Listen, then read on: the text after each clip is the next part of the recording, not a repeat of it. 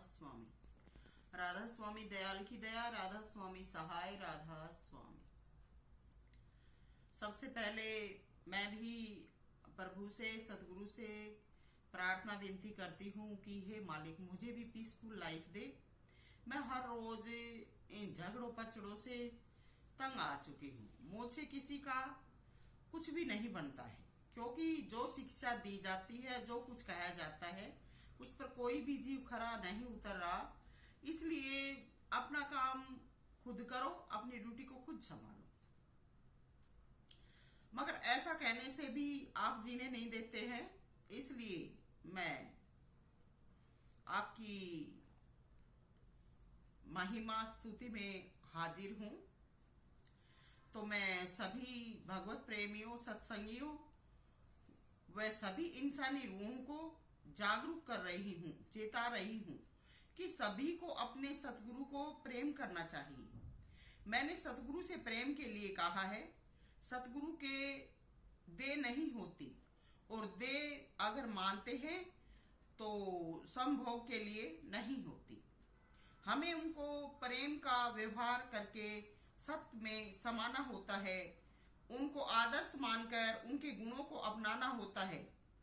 मैं सविता आज के इस युग में बहुधा गुरुओं को देखती हूँ नेट पे और सुनती हूँ कि कोई बच्चों को लिए फिरता है कि बच्चे भगवान का रूप होते हैं, बच्चों को प्यार करना चाहिए।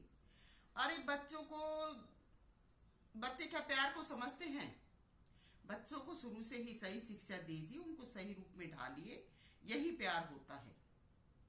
बाकी बच्चों को न प्यार का पता होता है, न बच्चों को और किसी दुलार का पता होता है। ये हम ही बच्चों को अपनी हवस का शिकार बनाते हैं। तो ऐसा बच्चों के साथ न कीजिए। उनको सही से संसार में और मालिक के रूप के जीवन में ढलने का अवसर प्रदान करें। तो कोई नौजवान लड़कियों को लिए फिरता है तो ये सत्संग नहीं है।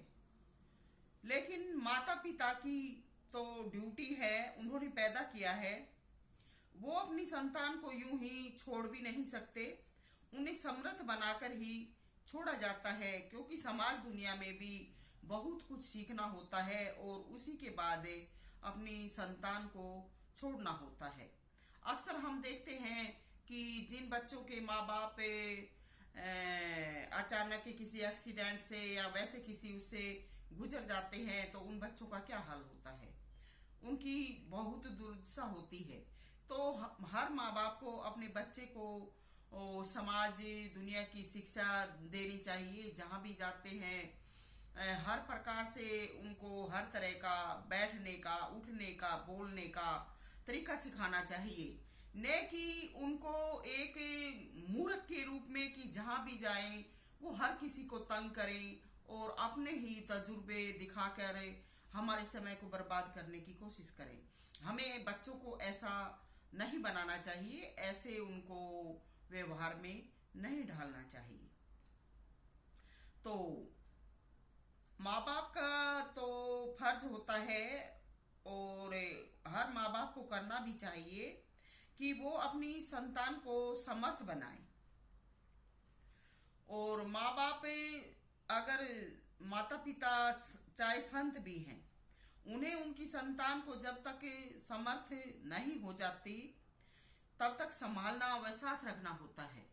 अब जिक्र प्रभु भक्ति का आता है तो प्रभु भक्ति बहुत आसान भी है, इसमें कोई कष्ट भी नहीं उठाना पड़ता। अब इसमें प्रभु भक्ति में अगर सब समाज शिक्षित व दीक्षित हो जाए तो हमें भक्ति मार्ग में चलने में कोई दिक्कत भी नहीं आएगी। और भक्ति मार्ग में चलने के लिए मालिक ने हमें बहुत छूट व सुविधाएं भी दे रखी हैं, क्योंकि ये गुरु या शिष्य अपने मुंहों को काला किए फिरते हैं। परमपिता परमात्मा ने हमें अपने 4 नियमों में एक नियम अपने पति का दिया है। ये बात हर पति व हर पत्नी के लिए समान है। तो फिर ये क्यों गुरुओं को डुबोने की ताक में रहती हैं? क्यों ये अपने सच्चे धर्म की पालना करने की कोशिश नहीं करते? जब बताया गया है है कि सतगुरु की सेवा करने से, भगवान की भक्ति करने से हमें हर फल मिलता है, तो लोग बाग क्यों चाल में बढ़ते हैं? क्यों वो सच्चे दिल से भक्ति नहीं करते, सच्चे दिल से सेवा नहीं करते? तो हमें इन सब बातों को अपनाना चाहिए और ये सब बातें अपनाकर अपने जीवन में ढालनी चाहिए।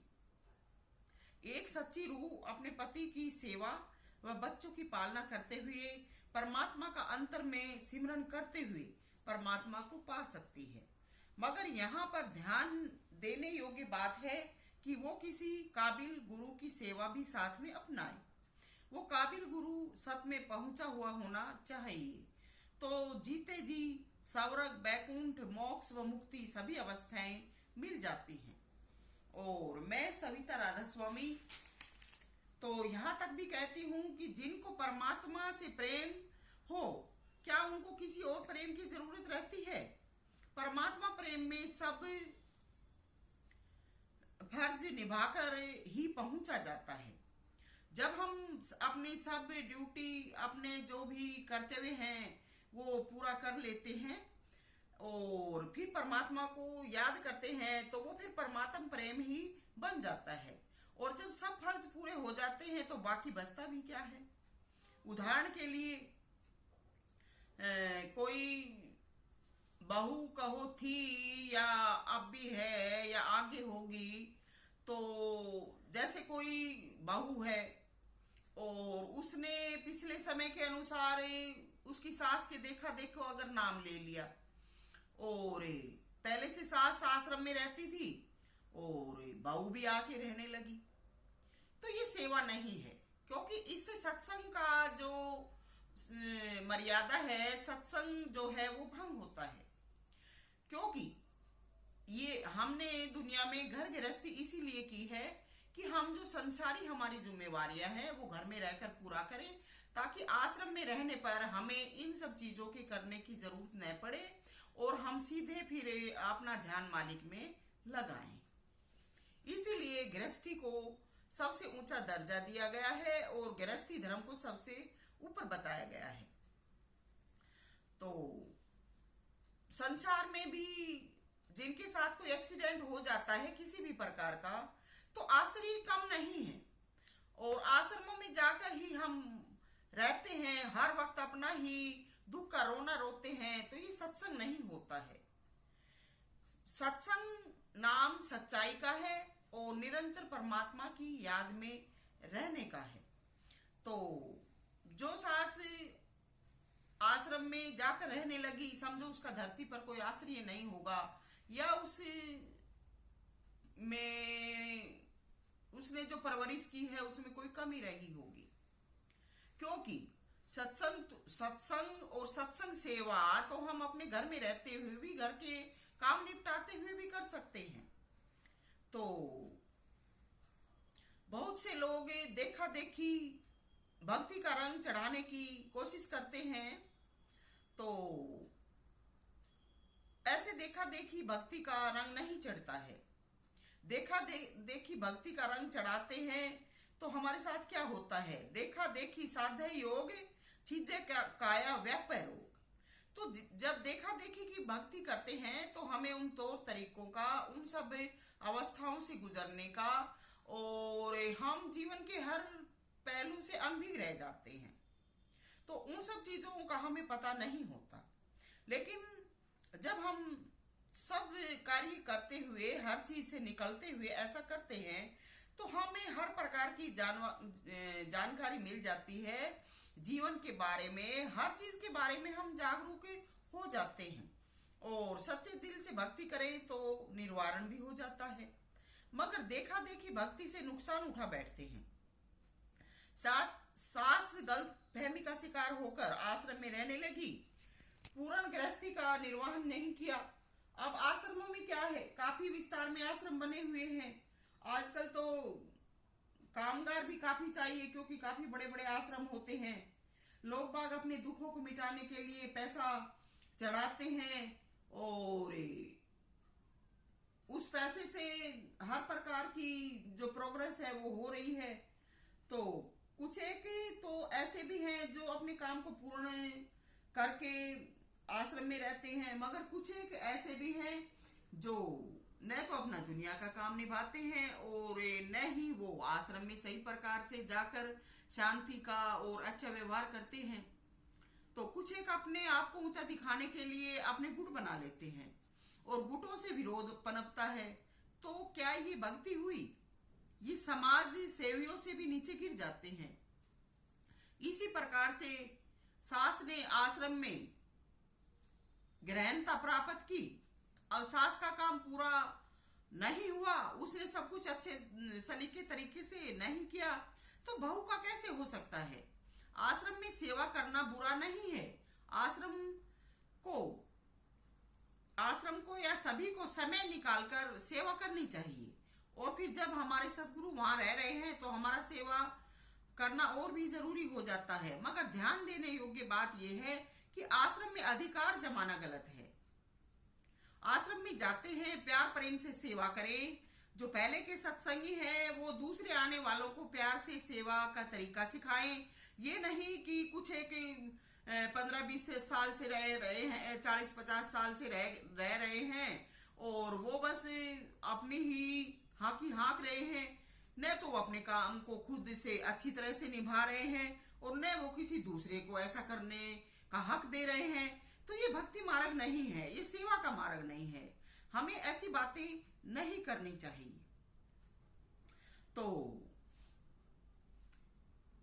ये सब आश्रम में अधिकार जमाना गलत है। अब बहू को चाहिए कि जिस सास ने आश्रम में रहकर सेवा की है उस सास की वृद्धावस्था में घर में रहकर सेवा करनी चाहिए और जब तक वो निज धाम को नहीं चली जाती तो उसे अपनी सब जिम्मेवारी पूरी करनी चाहिए। और जब उसको ये लगे कि उसकी घर गृहस्थी की जिम्मेवारी अब पूरी होने को है और उसके पास समय भी है तो फिर सेवा में भी हाजिर रहना चाहिए। ये सत्संग का तरीका है। अगर हम ऐसा करते हैं तो हम कुलीन हैं और भक्त भी बनेंगे और हमारे समाज दुनिया में रहते हुए सभी काम भी बनेंगे। मगर आजकल तो सास आश्रम में रहती है तो बहू आ गई, वो भी ये कहती है, क्योंकि आश्रमों में क्या करना पड़ता है, वहां कमाकर खाना नहीं पड़ता, वहां पर सेवा आती है, उससे बना बनाया कुछ थोड़ा बहुत हाल टैल करनी पड़ती है और कुछ बना बनाया मिल जाता है, क्योंकि बहुत सारे काम करने वाले होते हैं इसलिए ज्यादा मेहनत नहीं करनी पड़ती। तो वो बना बनाया देख के, वहां के सुख देख के बैठ जाती है। तो ऐसा करने से उनका ये सेवकपना नहीं होता है। और उसके बाद क्या होता है, आजकल तो ऐसे भी देख रहे हैं कि सास रहती थी और सास के बाद बहू आ गई, बहू ने सेवा नहीं करी और जब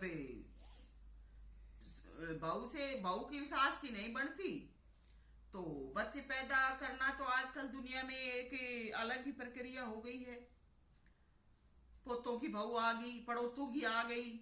अब वो देखती हैं कि बेटे की बहू सेवा नहीं कर रही तो पोता की बहुओं को अपने उसमें कर लेती है और फिर क्या करते हैं कि वहीं पर रहने का सब कुछ अपना ऐसा अधिकार जमा लेते हैं कि न तो वो खुद जीवन में सफल होते हैं और आश्रमों में रहने से बच्चों को भी वही आदतें पड़ जाती हैं, बैठकर खाना या किसी भी प्रकार से किसी को आगे न आने देना, बस हर चीज में अपना ही राज करना। मगर जो दुनिया में घर गृहस्थी रहते हैं तो ये देखिए वो सब मेहनत भी करते हैं और वो मेहनत करते हुए भक्ति भाव भी रखते हैं और ऐसा करने के बाद वो आश्रमों में भी पहुंचते हैं।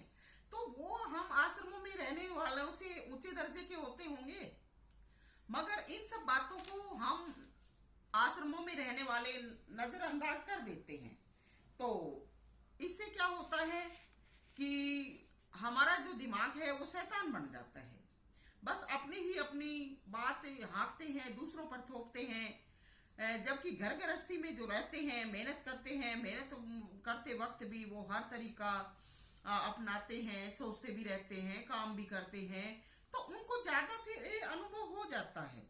जबकि आश्रम में रहने वालों को इतना अनुभव नहीं होता। तो ये ऐसा करना कि बच्चों का पालन पोषण भी आश्रमों में करने लगते हैं, ये भक्ति मार्ग नहीं है। जो ढीठ है वो नहीं मानते, कितने भी उपदेश उपदेश करो, उनको कितना भी समझाओ, हमारे जैसों की बातें उन्हें बुरी ही लगती हैं। और ऐसी जो सास हैं, ससुर हैं, तो क्या उनकी सदगति हुई? जब उनकी सदगति नहीं हुई तो उनके जो सेवक बनाए हुए हैं वो आगे आते हैं, तो क्या उनकी सदगति होगी? क्या वो सही ज्ञान हासिल कर सकेंगे? क्या वो जीवन को सुचारू रूप से चला सकेंगे? कभी नहीं। टुकड़े तो हर जगह मिलते हैं, संसार में, समाज में, दुनिया में, कहीं भी चले जाओ तो ये तो जहां भी जाओगे कोई भी किसी को देखता है तो भूखा नहीं रहने देता है, टुकड़ा हर जगह मिलेगा। मगर हम जो भक्ति भाव और जो भक्ति का फल प्राप्त करना चाहते हैं, हम उससे वंचित रह जाते हैं। तो जहां भी रहते हैं, गुरु तो देहधारी होने की वजह से मजबूर हैं, वो सब बातें कह भी नहीं सकते हैं, क्योंकि अगर सच्चाई कहते हैं तो दुश्मनी होती है, और दुश्मनी होती है तो फिर टकराव होता है, और टकराव में नुकसान होता है। कई बार परमात्मा के मजबूर करने पर कह भी देते हैं तो मतभेद होने लगते हैं, मगर नहीं कहते तो परमात्म शक्ति हमसे अवरुद्ध है, क्योंकि विधान में गड़बड़ी होती है जिससे बहुत नुकसान होता है। तो लायक संतान होती है, वो समय के अनुसार अपना हर फर्ज निभाते हुए प्रभु भक्ति करती है।